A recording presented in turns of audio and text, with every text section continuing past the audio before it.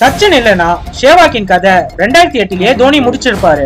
என்ன நடந்தது இந்த வீடியோல பார்க்கலாம். ரீசெண்டா ஒரு பாட்காஸ்ட்ல சேவாக் என்ன சொல்லியிருந்தாருன்னா, 2008ல காமன்வெல்த் பேங்க் சீரிஸ் ஆஸ்திரேலியால நடந்தது. ஃபர்ஸ்ட் 4 மேட்ச்ல சரியா பர்ஃபார்மன்ஸ் பண்ணாத சேவாக்க ரெஸ்ட் ஆஃப் தி சீரிஸ்ல டிராப் பண்ணிட்டாரு. அதுக்கப்புறமா டீமை விட்டே தூக்கிட்டாரு.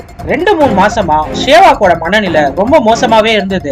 அவரை டீம்ல இருந்து டிராப் பண்ணிட்ட பிறகு தோனி மேல பயங்கர கோபமா இருந்தாரு சேவாக் அவர்கள். ஒரு கட்டத்துல என்ன பண்ணணும்னு தெரியாம 2008க்கு அப்புறமா தன்னோட ரிட்டையர்மெண்ட் அனௌன்ஸ் பண்ணலாம்னு சொல்லிட்டு மனசுக்குள்ள நினைச்சிட்டு இருந்தாரு சேவாக் அவர்கள். ஒரு நாள் சச்சினை மீட் பண்ண சேவாக் அவர்கள் தன் மனசுக்குள்ள இருந்த ஆதங்கத்தை கொட்டி தீர்த்தாரு. அப்போ இந்த விஷயத்த சொல்லும் போது சச்சின் அவர்கள் அதிர்ச்சி ஆயிட்டாரு. அப்போ சச்சின் என்ன அட்வைஸ் பண்ணாருன்னா, சேவாக்கு கோபத்துல எடுக்கிற முடிவு எதுவுமே சரியா இருக்காது.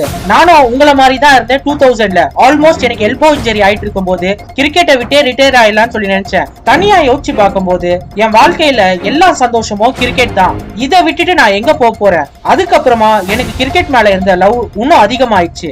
சோ சேவாக், நீங்களும் ஹார்ட் ஒர்க் பண்ணீங்கன்னா நிச்சயமா டீமுக்குள்ள வந்து ஹீரோவா மாறலாம். அவர் சொன்ன அந்த மோட்டிவேஷன் ஸ்பீச்சுக்கு அப்புறமா சேவாக் தன்னோட கடுமையான பர்ஃபார்மன்ஸை டொமஸ்டிக் சர்க்கிள்ல காமிச்சு திரும்ப டீமுக்குள்ள வந்து 2011 வேர்ல்டு கப்ல ஹீரோவா மாறினாருங்க.